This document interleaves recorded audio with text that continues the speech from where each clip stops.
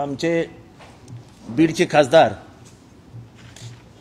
बजरंग सोनवणेजी यांनी काल एक खुलासा केला आहे आणि त्या खुलास्यात तथ्य असल्याची आमची सगळ्यांचीच खात्री झाली आहे।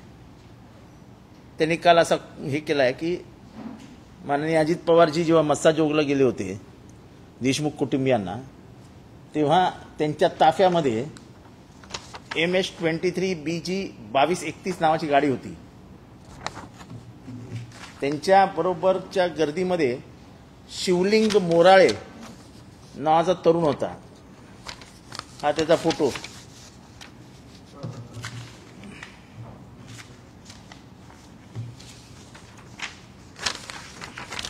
हा त्याचा फोटो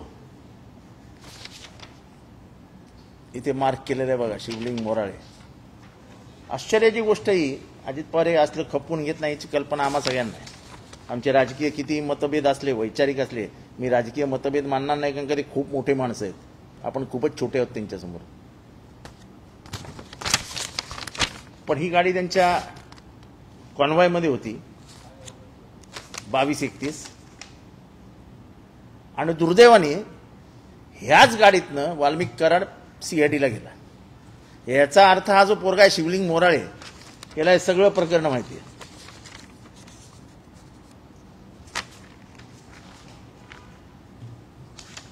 हे आत्ताच त्याच्या गाडीचा नंबर, त्याचं नाव, गाडी कोणाच्या नावावर आहे, गाडीचं हे काय, मेक काय, सगळं सगळं सगळं हे आलेलं आहे।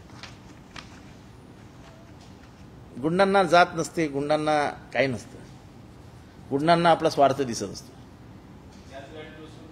याच गाडीत बसून माननीय वाल्मिकरावजी कराड साहेब हे CIDला भेट देण्यासाठी गेले।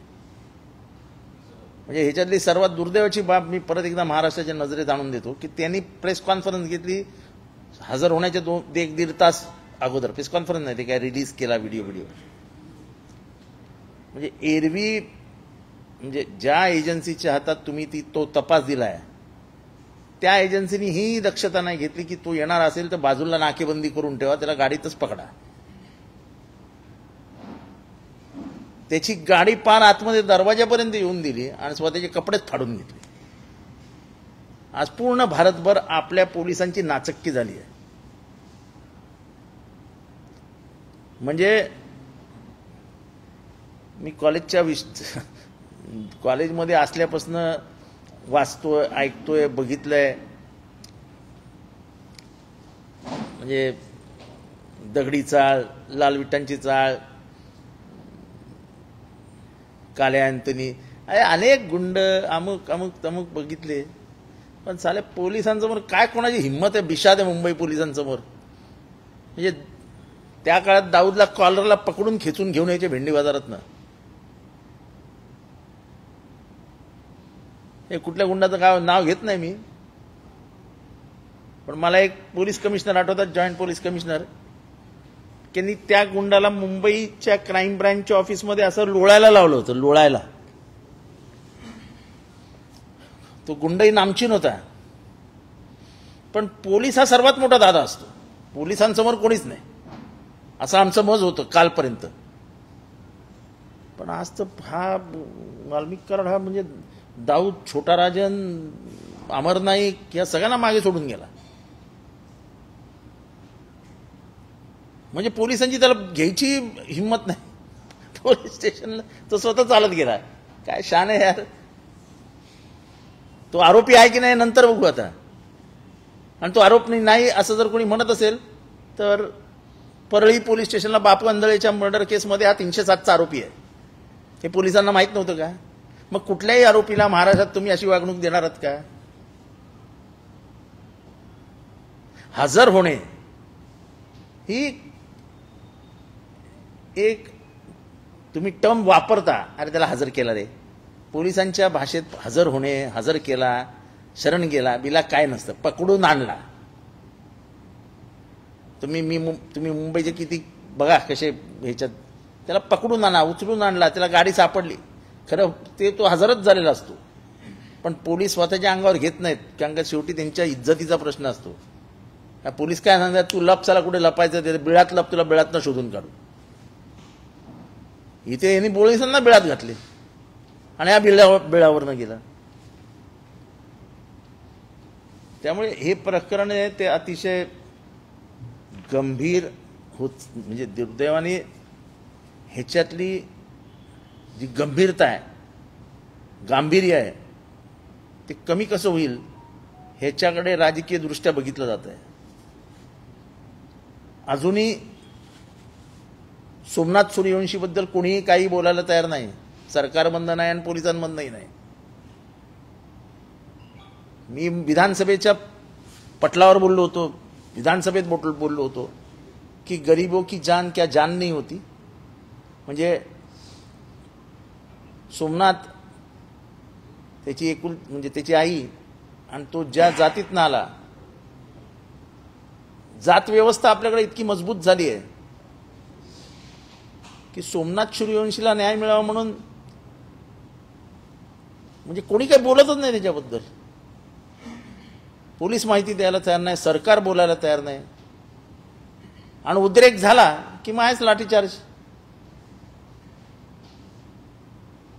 म्हणजे संविधान जपायचं, त्या संविधान जपायला गेलेल्यांचा मृत्यू, खून झाल्यानंतर तू बघत बसा, आणि हा खून आहे, इट्स अ इन्स्टिट्यूशनल मर्डर.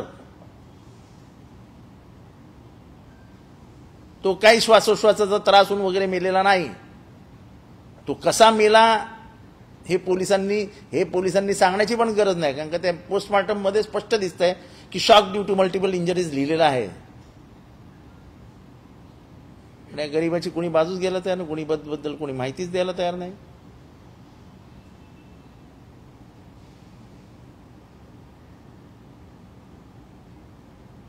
एकंदरीतच हे सगळं प्रकरण हे माझ्या अंदाजाने दडपण्याच्या दिशेने नेलं जात आहे. काल मला काही पत्रकारांचे निरोप होते की आम्ही इथे पत्रकारिता करायला आलो आहे आणि आमच्या मागेच लोक, आम्ही 2 दिवस इथे आहोत तर 2 दिवस लोक आमच्या मागेच फिरत आहेत, काही विशिष्ट लोक.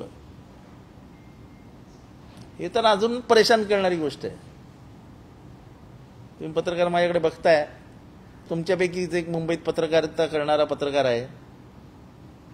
पण असं जर होत असेल तर महाराष्ट्राच्या दृष्टीने हा फार एका वेगळ्या विचित्र लेवलला गेलाय. म्हणजे बीड भारतात आहे की नाही, म्हणजे बीड नाही म्हणता येणार आपल्याला, परळी हे अंबाजोगाई आणि परळी हा एवढाच पट्टा आहे. आता जसा दाऊद पाकमोडे या स्ट्रीटमध्ये, छोट्याशा स्ट्रीटमध्ये होता पूर्वी, आता तो इंटरनॅशनल झाला. तसे माननीय वाल्मिक कण्णा कराड साहेब हे छोट्याशा परळीत होते, ते आता बीडचं राख त्यांच्याकडे, बीडचा मटका त्यांच्याकडे, बीडची दारू त्यांच्याकडे, सगळ्या एजन्स्या त्यांच्याकडे. हे घडतं कसं? आणि मला येत म्हणलं की मी पण मंजारी आहे. आता त्याच्यात काय म्हणजे सुक्याबरोबर ओल्लं जळचं तसं झालंय. मी आज या समाजाची बाजू घ्यायला आलेलो आहे की शीतावरनं भाताची परीक्षा करू नका. आज कमीत कमी 40 IAS IPS वंजारी समाजाचे काम करतायत आणि अतिशय चांगलं काम करत आहेत. काश्मीरमध्ये आहेत, आसाममध्ये आहेत, बेंगॉलमध्ये आहेत. खेडकर, खाडे, उगले. त्याचं कारण ते ज्या परिसरात आलेत त्या परिसरात शेती नावाची गोष्टच नाही. म्हणजे आईवडिलांची एखादा एकर शेती, 18 वर्ष दारिद्र्य. पर्याय काय? तर अभ्यास करायचं, MPSC द्यायची, नाही तर UPSC द्यायची. आणि हे साधारण कुठनं आलेत? तर सर्वात मोठा जो गठ्ठा IAS IPSचा आहे तो तुमच्या साताऱ्याचा जो माणगाव ह्याचा भाग आहे, जीवन कुमार गोरेंचा जो मतदारसंघ आहे त्या भागात आलेत. आणि एकेका घरात 4-4 IAS आणि IPS आहेत. तेव्हा जे टीका करणारे आहेत, अज्ञानी काही टीकाकारही असतात ना, हे निष्कारण आपण हे जातीवर घेऊन जातोय. तुम्ही खुनालाही रक्तालाही जात लावणार असाल तर ही अधोगती मी फार पूर्वीपासून सांगतो की पहिल्यांदा ते धर्मावर येतील, नंतर ते जातीवर येतील आणि हळूहळू पोटजातीवर जातील. झाले ना, जातीवर आले की नाही? धर्म कुठे दिसतोय आता? नाही, धर्म गेला बाजूला, फेकला गेला. आता ते जातीवर आले, आता ते पोटजातीवर जातील, नंतर ते भाषेवर येतात, मग नंतर ते प्रांतावर जातात. माणसांमध्ये दुफडी माजवण्याची ही पद्धत असते. आपण माणूस म्हणून जगतच नाही, माणुसकी विसरून जातो. हे सर्वात मोठं उदाहरण. ज्या पद्धतीने एका समाजाला टार्गेट केलं जात आहे, फार स्पष्टपणाने मी बोलतोय की ते IAS लोकांची नावं मी फेसबुक आणि ह्याच्यावर वाचून हैराण झालो. अहो, ते गरीब घरातली पोरं आहेत सगळी, एकही पोरगा श्रीमंत घरातला नाही त्याच्यातला, एकही. ते सगळे IAS IPS आम्हाला भेटून जातात. स्वतःच्या मेरिटवर IAS IPS झालेत. तुम्ही काय लेबल लावताय त्यांना? आणि हेच त्यांचं काम आहे.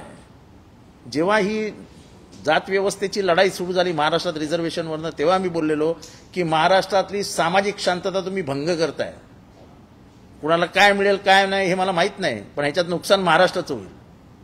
तर बघा काय होतंय ते, आणि अजून ह्याच्यात घसरण होईल. म्हणजे आपला वाचवण्यासाठी आपलं सगळं ओबीसी जागा हो. अरे ओबीसी कशाला जागा हो? मर्डरर कोण आहे त्याला पकडा ना बाबांनो. एकच जात आहे ना त्याच्यात, एक मेलाय आणि एकाने मारलाय. त्या मेलेल्याला न्याय मिळाला पाहिजे आणि मारलेला पकडला गेला पाहिजे. साधा माणुसकीचा हिशोब आहे. ह्याच्यात कुठे आली जात? पण त्याच्यातही आता आपण जात लावायला लागलो. जसं आंबेडकर साहेब म्हणायचे की दोनच, एक शोषण करणारा आणि एक शोषणारा. आयुष्यात नेहमी शोषण करणाऱ्यांच्या बाजूने उभे राहा. हे डॉक्टर बाबासाहेब आंबेडकरांनी सांगितलेलं ते गणित इथे लागू होतं की ज्याचा खून झालाय त्याच्या घरच्यांच्या बाजूने उभं राहिलं पाहिजे. खून कोणी केला, कोणी असू दे, त्याच्या विरोधात गेलं पाहिजे. पण हे दुसरीकडे सगळं न्यायचं काही जणांनी काम चालवलंय. मलाही काही जण सांगत असतात तुम्ही वंजारी आहात, तुम्ही बोलायला नाही पाहिजे, असं नाही पाहिजे, तसं नाही पाहिजे. पण मोठा वर्ग जो महाराष्ट्रात आहे, यवतमाळमध्ये आहे, परभणीमध्ये आहे, नाशिकमध्ये आहे, धुळ्यामध्ये आहे, नंदुरबारमध्ये आहे, नगरमध्ये आहे, त्या सगळ्यांचं म्हणणं साहेब इतर समाज आमच्याकडे दुसऱ्या नजरेने बघायला लागले. बीड म्हणजे बीडचे वंजारी म्हणजे वंजारी नव्हे, वंजारी हा विश्व म्हणजे जगामध्ये पसरलेला आता समाज आहे. पालघरमध्ये आहेत, गुजरातमध्ये आहेत, मध्य प्रदेशमध्ये आहेत. पण तुम्ही सगळ्याच ह्यांना कशाला बदनाम करताय? आणि आम्ही तेवढे धीट आहोत की जिथे अन्याय दिसला तिथे आम्ही उभे राहिलो.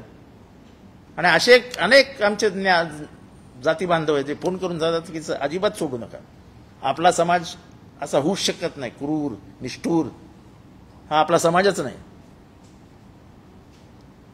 कदाचित बीड एवढे वंजारी म्हणजे नाशिकात नसतील, म्हणजे नाशिकच्या परिसरात नसतात. मी नाशिकमधून आलेलो आहे, पण मला नाही वाटत नाशिकमध्ये एकही फुलचंद कराड आहे. कदाचित आर्थिक सत्ता आणि राजकीय सत्तेचं केंद्रीकरण झाल्यामुळे फुलचंद कराड सारखे निर्माण झाले असतील.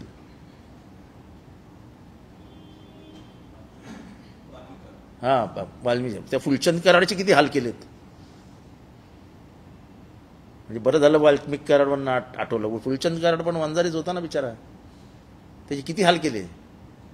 म्हणजे असे जर वंजाऱ्यांचे फोन सांगितले तर तुम्हाला आश्चर्य वाटेल की ते बीड जिल्ह्यात कमीत कमी 100 जण अन्यायग्रस्त वंजारी म्हणजे प्रकल्पग्रस्त असे वंजारी असतात. म्हणजे समाज असतो ना, तो येतो सांगायला साहेब प्रकल्पात बाधित झालो, काहीच फायदा नाही मिळाला.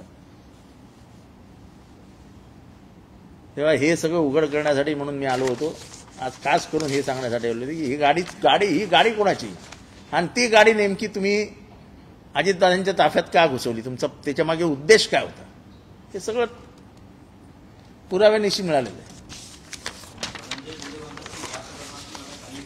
आम्ही कुठे म्हणतो संबंध आहे, पण पोलिसांना मुक्तपणाने चौकशी तर करू द्या. तुम्ही असाल तर चौकशी कशी होईल?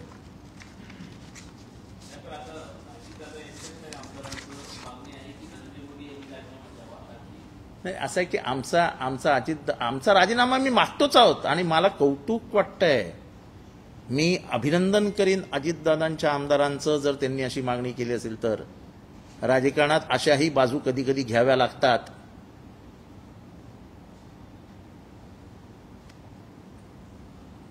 आणि ही कौतुकास्पद बाब आहे. एकाने जरी हे काम केलं असेल तर साला तो मर्दाची औलाद आहे असं मी म्हणेन. त्याला मी जाऊन हार घालून येईन. अशी माणसं राजकारणात आता हवीत की दूध का दूध पाणी का पाणी सांगणारी. कदाचित जाईल रात्रभरात त्यांना 2-4 फोन इथनं तिथनं जातील, अरे गप बसा रे तुम्ही काय लावलंय. किंवा असंही असेल की वरनच निरोप गेले असतील, बाबा आता राजीनामा मागा, हे परजाती व्हायला लागले. काही असू शकतं, पण कमीत कमी त्यांनी पुढे येऊन नाव तर घेतलं की बाबा राजीनामा दे रे बाबा. म्हणजे याचा अर्थ फक्त जितेंद्र आव्हाड, क्षीरसागर असे दोघच नाही आहेत. प्रत्येकाच्या मनात खंत आहे की हा खून हा माणुसकीचा खून आहे आणि हा राजकीय वरदहस्तामुळे भय निघून गेलाय. क्रिमिनल ऑब्झर्वेशन ऑफ पॉलिटिक्समध्ये सर्वात काय मरतं तर भीती चेपली जाते, भीती मरते. आणि एकदा भीती मेली की वालचंद काय वाल्मिक कराड जन्माला येतो. भीतीच नाही. आणि एक्सप्लॉयटेशन ऑफ पुअर ही जी थिअरी आहे ती थिअरी याच्यात क्लिअर दिसते. सगळे बिचारे गरीब पोरं आहेत, त्यांना पैशाची लालच, पैशाचं आमिष, मोठं असं विश्व दाखवलं की घातला कोणाच्या तरी दांडा डोक्यात, मेला. आले थोडे दिवस जेलमध्ये बसून, 2-4 एकर शेती घेतली, परत कामाला बघू, नंतर केस चालू राहते, वकील उभा राहतो, जे काय व्हायचं ते होत राहतं.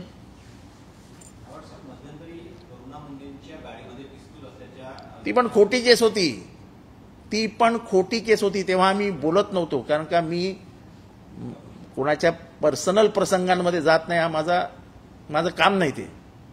पण करुणा मुंडेंवर जेवढ्या केसेस पडल्या तेवढ्या सगळ्या खोट्या केसेस होत्या. तिथल्या पोलिसांना मॅनेज करून केसेस टाकण्यात आल्या होत्या.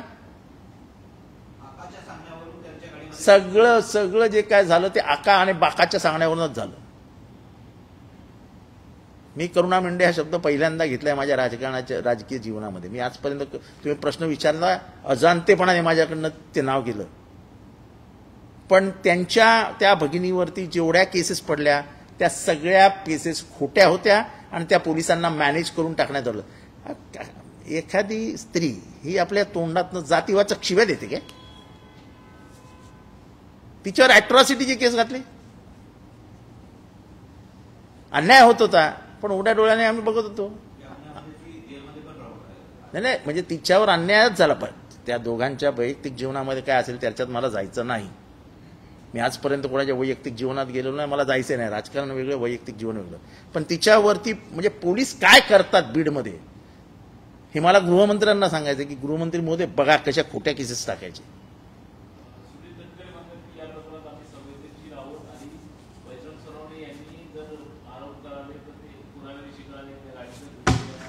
हा घ्या पुरावा, हे आम्हाला माहिती होतं. हा घ्या गाडी नंबर 2231. गाडीचा मालक शिवलिंग मोराळे.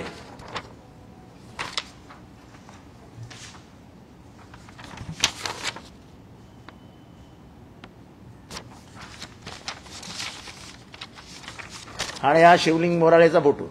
अजून काय देऊ? आता काढा शिवलिंग मोराळेचं लोकेशन.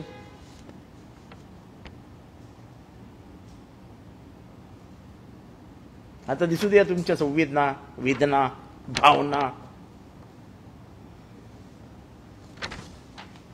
हे आम्हाला माहिती होतं म्हणून हे सगळे घेऊ आम्ही तयारी ठेवली होती. आम्ही अजितदादांवर बोटं उचलत नाहीये, पण हे कोणीतरी मुद्दामून जाणून बुजून तर केलं नाही ना अजितदादांना बदनाम करण्यासाठी. हे तपासा. एखादा माणूस अजितदादांच्या ताफ्यात जातो आणि 2 दिवसांनी तो वालचंद वाल्मिक कराडला घेऊन येतो गाडीत बसून. हे म्हणजे याचा अर्थ स्पष्ट होतो ना की हा प्लॅनच होता. म्हणजे 4-2 मोठं आले मासे तर आपण सेफ.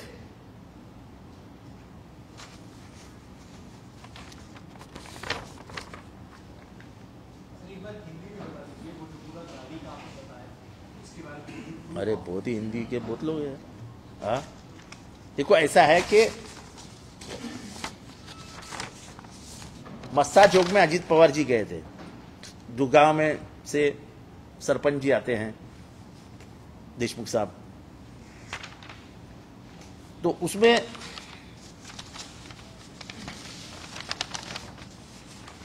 ये जो लड़का दिखाई देता है, इस लड़के का नाम है शिवलिंग मोराळे।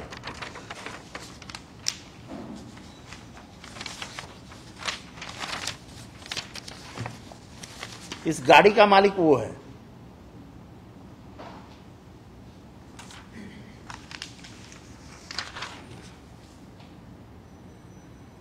और यही गाड़ी वाल्मीकि कराड़ को लेके सीआईडी में जाती है। तो कभी कभी जॉइन द डॉट्स में ही पता चलता है ना। हम क्यों कह रहे हैं कि वाल्मीकि कराड़ जो है वो खून में है, जो हत्या हुई उसमें आरोपी होना ही चाहिए, क्योंकि जॉइन द डॉट्स है। सुदर्शन गुले और विष्णु चाटे दोनों खन्नी में गुनेगार है और दोनों मर्डर में गुनेगार है।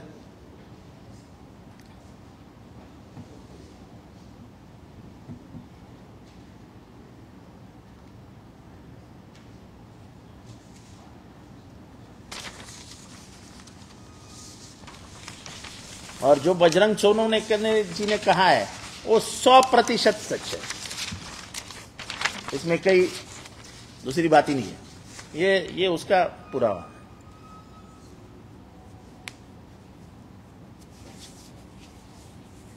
क्या है, कोणाला काय विचारायचं काय?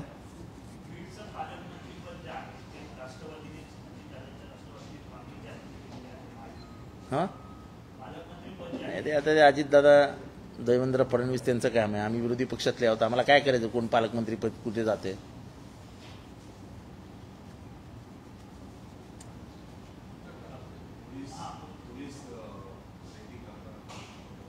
हाँ, नाही म्हणजे आश्चर्याची गोष्ट आहे, हास्यास्पद आहे। पत्रकार परिषद चालू आहे, एक लांब माणूस उभा राहून आपला टेपिंग करतोय। माझ्या काय लक्षात आलं नाही, माझ्या बाजूला माझा जो पीओ उभा होता त्याच्या लक्षात आलं। नंतर जाऊन विचारलं तर म्हणाला मी एसबीचा पोलीस आहे, स्पेशल ब्रँचचा। म्हणजे काय मजल गेली हो। म्हणजे आतापर्यंत आम्ही बघायचो ते सांगायचे आम्ही हॉटेलमध्ये आलोय, तुमचा काय संबंध, आम्ही रेस्ट हाऊसमध्ये आलोय, तुमचा काय संबंध। आता डायरेक्ट माझ्या घरी आले, नशीब विचारलं नाही तुमचा काय संबंध, आम्ही आलो। हा, म्हणजे काय आता काय पोलिसी राज म्हटल्यावर काही बोलतील ना। एवढी हिंमत मिळवलं कोणी पाठवला म्हणे तो बिचारा, म्हणजे तो गरीब माणूस होता, तो हवालदार होता, मला त्याला फसवायचं नव्हतं म्हणून त्याला मोकळा सोडून दिला, कारण का त्याच्या चेहऱ्यावरनं देश निष्पाप माणूस आहे। हे वरिष्ठ उद्योग करत असतात। जा आव्हाड साहेबांकडे ना प्रेस कॉन्फरन्सला जा, ऐक जा तिथे, तुम्हाला कळेल ना प्रेस कॉन्फरन्समध्ये जायला। कशाला गरीब हवालदारांच्या नोकऱ्या जातील असं काम करतात।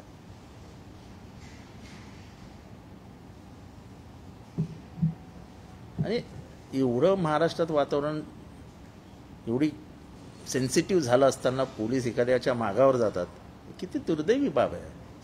म्हणजे आमचा राईट टू प्रायव्हसी आहे की नाही, मला फंडामेंटल राईट आहे आमचा राईट टू प्रायव्हसी। आणि आमच्यासारख्यावरती असं असेल तर बाकीच्यांचा काय विचार करावा।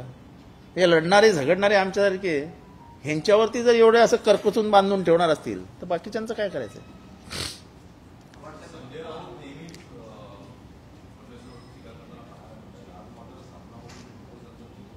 कोणाचं?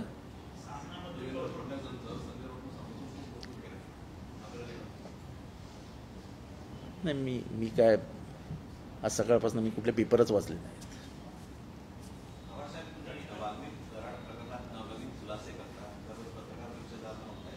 मीच करतोय असं नाही हो।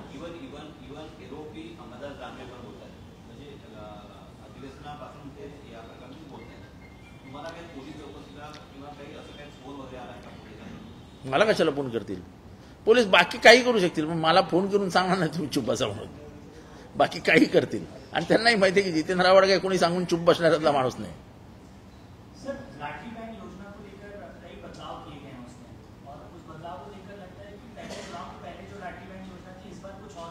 अभी ऐसा है कि लाडली बहन योजना में अब कटिंग हुई है, कटिंग तो बाल कट करके चेहरा बदला जाता है ना, वैसा आप कटिंग करके चेहरे बदल रहे हैं। हमारे बहनों को आशा दिखा के अब भूखा प्यासा रखेंगे। यही तो सरकार की नीति। आने दो और बाहर आएगा, बहुत कुछ बाहर आएगा। एक चेहरे पे कई चेहरे लगा लेते हैं लोग। वो गाना सुना है ना आपने? वो गाना इसमें दिखेगा आपको। सर एक साइड आप कह रहे हैं लॉ एंड ऑर्डर सिचुएशन खराब है, स्पेसिफिकली टॉकिंग अबाउट बीट, और दूसरी तरफ संजय राउत तारीफ कर रहे हैं, फडणवीस की कह रहे हैं कि बहुत अच्छा काम कर रहे हैं, डेवलपमेंट का काम कर रहे हैं गढ़चिरौली में। क्या कह रहे हैं? गढ़चिरौली में अच्छा काम हो रहा है। देखो जैसे वो नक्सलवाद खत्म कर रहे हैं, गढ़चिरौली में जिस तरीके से इंडस्ट्रियल डेवलपमेंट कर रहे हैं, जिन चीजों की तारीफ होनी चाहिए उन चीजों की तारीफ होनी ही चाहिए। जिस हालात में वो गलत है वो गलत है, बीड में वो गलत है तो गलत है। यही तो राजनीति जो महाराष्ट्र में गंदी हुई कि तुम टारगेट मत करो। अगर गलत है तो गलत है यार, जो बीड में हो रहा है वो गलत है, गलत है, गलत है। चाहे वो बोले कि वो विरोधी पक्ष नेता विपक्ष के लोग पत्रकार परिषद ले रहे, उससे हमको कोई लेना देना नहीं है। जैसा नक्सलवाद खत्म किया वैसे बीड का दहशतवाद खत्म करो। हमारी मांग तो यही है। अगर नक्सलवाद इतना डेंजरस है तो बीड का दहशतवाद कितना डेंजरस है कि आज तक कोई टेंडर ही नहीं निकला। वो जो क्या बोलते हैं उसको, ऐश का टेंडर ही नहीं निकला, तो कितने करोड़ों रुपया गबन किए रहेंगे। कौन करता है सब काम? सर लेकिन चुनावी नतीजे सामने आने के बाद हम देख रहे हैं विपक्ष का जो सुर है वो बदल रहा है। एक तरफ बातें कही जा रही है कि शरद पवार बड़ी जल्द अलायंस में का हिस्सा बन सकते हैं, अजीत पवार के साथ आ सकते हैं। दूसरी ओर यूपीटी नेताओं का जो रुख है वो लगातार नरम नजर आ रहा है। किसका? यूपीटी के जो नेता है संजय राउत ठाकरे, नहीं, ऐसा मैं नहीं मानता। देखो ऐसा है कि अपने पहले भाषण में मुख्यमंत्री जी ने कहा था कि पिछले कुछ सालों में महाराष्ट्र की राजनीतिक हालात बदले हैं। हम बहुत व्यक्ति दोष ढूंढते हैं। हमारे में अपने कटुता बहुत बढ़ गई है विरोधी पक्ष और सत्ताधारी में, और इसको कम करना चाहिए। वो महाराष्ट्र के लिए अच्छा रहेगा। तभी उठकर मैंने तारीफ की थी कि ये ऐसा रहेगा तो महाराष्ट्र आगे जाएगा। क्योंकि पिछले 10 सालों में जो हालात हमने देखे, जैसे फंड नहीं देने का, झूठे केसेस डाल देने के, ये सब मैंने देखा है ना। ये महाराष्ट्र में किसी और को उंगली दिखाने की जरूरत नहीं है। तुम क्या तुम्हारे घर से फंड लाते हो क्या? तुम्हारे जो खुद का रिजर्व बैंक है क्या? हमारे ही लोगों का टैक्स है। और फंड कोई मेरे घर को पेंटिंग करने के लिए नहीं मांग रहा हूं। अगर कोई रास्ता अच्छा बनता है तो मेरे लोगों के लिए, जो महाराष्ट्र के नागरिक है उनके लिए बनता है ना भाई। तो तुम तो उसके ऊपर ऐसे नाक बन के बैठे हो जैसे वो नीचे सोना तुम्हारा है और ऊपर नाक तुम बैठे हो। तो नाक मत बनो ना भाई, दरवाजा खोल दो। अगर जनता को चाहिए तो जनता को मिलना चाहिए। क्या सर महाराष्ट्र की हित के लिए फडणवीस अगर दरवाजे खोलते हैं तो क्या पवार साथ जुड़ सकते हैं? ऐसा है, राजनीति में उसने अच्छा काम किया और उसकी तारीफ की तो क्या साथ जानेगा? ये कौन सा गणित है? ये तुम्हारा गणित। यही महाराष्ट्र में हो रहा है कि अरे अच्छा काम है तो है, अच्छा काम है। जैसे भागवत साहब, संघ प्रमुख भागवत जी बोले थे कि बंद करो अब ये खुदना खुदवाना। अगर वो कहते हैं तो मैंने जिंदगी में पहली बार संघ के बारे में कुछ अच्छा कहा कि मतलब नहीं, ये तारीफ करने की ये है कि देश के हालात जिन चीजों से बिगड़ रहे हैं, अगर उसने उसको रोकने की कोशिश भागवत साहब कर रहे हैं तो अच्छी बात है। क्या बुरा है उसमें? अच्छा जो चीज, अच्छाई जो हो रही है उसकी प्रशंसा करना, ये मानव धर्म है। हम ये धर्म ही भूलते गए, इसलिए हम अभी खून में भी जात ढूंढने लगे। हम खून में भी जात ढूंढने लगे हैं। प्रधानमंत्री मोदी द्वारा एक कॉलेज का इनॉग्रेशन होने वाला है। क्या? दिल्ली में पीएम मोदी द्वारा एक कॉलेज का इनॉग्रेशन। कॉलेज? दिल्ली यूनिवर्सिटी से एसोसिएटेड एक कॉलेज होगा। उसका नाम वीर सावरकर के ऊपर रखा जा रहा है। क्या आप उसका स्वागत करेंगे? क्योंकि नहीं, मेरे को मालूम ही नहीं वो किधर जा रहे हैं। मैं कल आपको पढ़ के बताऊंगा। मुझे मालूम नहीं। कॉलेज का नाम वीर सावरकर के ऊपर पड़ता है तो आप उसका स्वागत करेंगे? कांग्रेस की बहुत मनमोहन सिंह नाम रखना चाहिए, कांग्रेस की डिमांड है। एनएसयूआई ने विरोध भी किया है इसका। नहीं, मेरे को ऐसा कॉलेज आ रहा है ये भी मालूम नहीं। कहाँ आ रहा है वो भी मालूम नहीं। और मैं महाराष्ट्र में राजनीति करता हूँ, मेरे को क्या मालूम दिल्ली में क्या चल रहा है। सर महाराष्ट्र में जो भविष्य में स्थानीय निकाय चुनाव होंगे बीएमसी या महानगर पालिका के, बीजेपी नेताओं का कहना है कि यहाँ भी बांग्लादेशी और रोहिंग्या जो वोटर लिस्ट है उसमें से उनके नाम चुन चुनकर निकाले जाने चाहिए। मैं कहता हूँ भाई एक काम करो ना, जितने भी मुसलमान वोटर है सबका वोटर लिस्ट से नाम ही निकाल डालो। नहीं तो भी तुम्हारे गुलवलकर सब ने कहा ही था कि उनको वोटिंग के लिए अधिकारी उनका रद्द करो। ये कहाँ है उन्होंने अपनी किताब में? गुरुवर्य गुलवलकर जी का ये है विधान है कि मुसलमानों का वोटिंग अधिकार नष्ट कर देना चाहिए। तो कर दो भाई, क्या तुम्हारी इतनी, अब तुम्हारी मेजॉरिटी आ गई है, तुम्हारी इतनी दादागिरी चल रही है, तो खत्म कर दो, एक बारी फटका मार दो।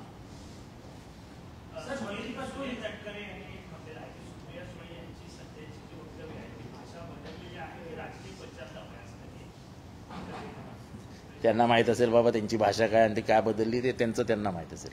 आमच्या दृष्टीने काहीही बदललेलं नाही। पवार साहेब आहेत तिथे आहेत, सुप्रियाताई आहेत तिथे आहेत, मला काय त्यांची भाषा बदलली आहे आणि फार काय झालंय असं आम्हाला वाटत नाही। सर पिछले कुछ दिनों में जिस तरह से भुजबल साहब की नाराजगी देखने को मिल रही है, अजीत पवार से कटे हैं और फडणवीस के पास जाते हुए नजर आ रहे हैं, वो क्या कहेंगे उसको? मैंने ना उनका गाड़ी किधर जाती हुई देखी, ना मैं उनको कहीं खाना खाते हुए देखा। मुझे नहीं मालूम उनका किससे अच्छा और किससे फटा हुआ।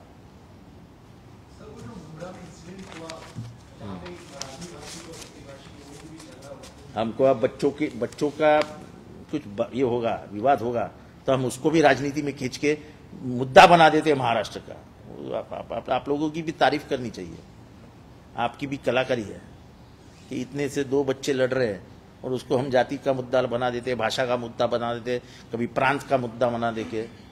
देखो मैं पहले से कहता था ये हिंदू तब तक ही रहेगा जब तक हिंदू है। जिस दिन वो प्रांत के ऊपर चला जाएगा, भाषा के ऊपर चला जाएगा, जात के ऊपर चला जाएगा, लफड़ा और बढ़ेगा। क्या हुआ, हम भीड़ में जाते हैं तो हमको जो मरा हुआ है वो अलग जात का मिलता है, मारने वाला है वो अलग जात का मिलता है। हम परभणी में जाते हैं तो मरने वाला अलग जात का मिलता है, उसकी तो तलाशी बंद कर देते हैं। तो ये खुदा के वास्ते ये बंद करो यार। एक अच्छा शहर, उसकी बर्बादी का रास्ता मत ढूंढो। बच्चों की लड़ाई थी और ऐसा कोई, अब इस पे बात भी करेंगे तो आप उसका ये करेंगे जितेंद्र आव्हाड का समर्थन। देखो ये घटना और कल्याण की घटना में बहुत अंतर है। कल्याण की घटना में बाहर से लड़के आए, लाठी काठी निकाली गई, मारा गया, इसमें कुछ नहीं हुआ। वो लड़का मराठी लड़का था, वो मजाक में बोल दिया भाई तुम मराठी में बात करना है, ये बोले नहीं हमको हिंदी मराठी। तो ये 2 बच्चों का यानी वो गोटी खेलते खेलते बोलते ये तेरी गोटी लंबी क्यों गई, तो अब उसका भी मुद्दा बन जाएगा महाराष्ट्र में यार। अब गोटियाबाग खेलने के लिए हमको रखा है क्योंकि इतनी मेजोरिटी आ गई उनकी कि हम तो गोटी के लिए ही बाकी रहे हैं।